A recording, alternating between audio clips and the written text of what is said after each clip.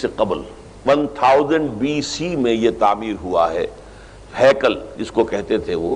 اور وہ آج کل جیسے ٹیمپل کہتے ہیں، ٹیمپل آف سولومن، یعنی ہیکل سلیمانی یا معبد سلیمانی، ہم اسے مسجد اقصی کہیں گے، دور کی مسجد۔ اس کے بعد وہ یہ ہے کہ تقریباً 600 قبل مسیح میں 587 ایگزیکٹلی اس میں اس کو گرا دیا گیا نیبوکڈنیزر نے۔ پھر یہ کہ تقریباً 200 برس کے بعد دوبارہ بنائی گئی اسی جگہ پر، پھر اسے 70 عیسوی میں پھر گرا دیا گیا، وہ آج تک گری پڑی ہے۔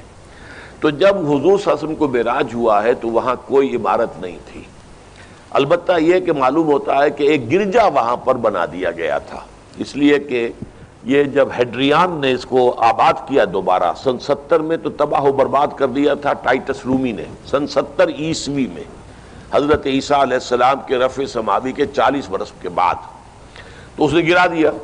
اور پورا شہر ویران کر دیا۔ لیکن پھر 60-70 برس کے بعد وہ ایمپرر تھا ہیڈریان رومن ایمپرر، اس نے دوبارہ آباد کیا، اور دوبارہ آباد کیا تو اس کا نام ایلیا رکھا، اب یروشلم نہیں رہا۔ اور پھر یہ کہ جب سن 300 عیسوی میں جو ایمپرر کانسٹنٹائن تھا قسطنطین، وہ جب عیسائی ہو گیا تو اب یہ پوری مملکت عیسائی ہو گئی، تو پھر وہاں ایک گرجا تعمیر کر دیا گیا۔ اس گرجا میں حضرت عمر گئے تھے، جب انہوں نے ہینڈ اوور کیا ہے حضرت عمر کو وہاں کے عیسائیوں نے، تو جب حضرت عمر اس گرجا کے اندر ہی ابھی تھے، دیکھ رہے تھے جگہ، تو نماز ظہر کا وقت ہو گیا، تو حضرت عمر نے فرمایا کہ میرا نماز کا وقت ہے، تو انہوں نے کہا وہاں کے عیسائیوں نے کہ آپ یہی پڑھ لیجیے، آپ نے فرمایا نہیں، اگر میں یہاں پڑھوں گا تو اسے پھر مسلمان مسجد بنا لیں گے۔ تو باپ باہر گئے اور اس قبۃ الصخرہ کے اوپر جا کے نماز پڑھی آپ نے۔ یہ جو اس وقت جو ڈوم نظر آتا ہے یہ ہے وہ چٹان، اور یہ بڑی اس کے اوپر گردہ وردہ پڑا ہوا تھا، کچرا وچرا تھا، اسے صاف کیا اور اس پر آپ نے نماز پڑھی، اس لیے کہ یہیں سے اصل میں معراج ہوا تھا حضور صلی اللہ علیہ وسلم کو۔ تو اب اس کے بعد جو ہے عبد الملک ابن مروان نے وہاں پر وہ قبہ بنا دیا ہے جو قبۃ الصخرہ کہلاتا ہے۔ البتہ اسی احاطے کے جنوب کی طرف ایک مسجد بھی ہے، بڑی مسجد ہے، وہ مسجد اقصی کہلاتی ہے، وہ اب مسجد ہے۔ یہ قبہ جو ہے بنیادی طور پر مسجد نہیں ہے، یہ تو یوں سمجھیے کہ جیسے کوئی ہمارے ہاں مقبرہ ہوتا ہے، درمیان میں قبر ہے، اس کے اوپر بڑا سا گنبد بنا دیا ہے، چاروں طرف جو ہے زائرین کے لیے جگہ ہے، ایسے ہی یہ وہ چٹان ہے۔ کہتے ہیں یہ چٹان جنت سے آئی تھی، جیسے کہ حجر اسود جو ہے جس کے بارے میں روایت ہے کہ جنت سے آیا ہوا ہے پتھر، اس طرح یہ چٹان بھی جنت کی ہے۔ بہرحال یہ بہت بڑی ایک چٹان تھی، بڑا پہاڑ کی مانند تھا یہ، جس کے اوپر کے پھر ہیکل بنایا تھا حضرت سلیمان نے۔ اب ہوتے ہوتے وہ چھوٹا رہ گیا ہے، جیسے کہ اب کوہ صفا کوہ مروہ اب کیا رہ گئے، کچھ بھی نہیں ہے، اس کا نشان ہے صرف کہ ہاں یہاں کبھی ایک پہاڑی ہوتی ہوگی جس کے کچھ پتھر جو ہیں وہ نظر آ رہے ہیں۔ اسی طرح سے وہ ایک چٹان ہے، اگرچہ بہت بڑی ہے کوہ صفا اور مروہ کے مقابلے میں، تو اس کے گرد ایک پلیٹ فارم سا بنا دیا گیا ہے اور اس کے اوپر یہ قبہ ہے۔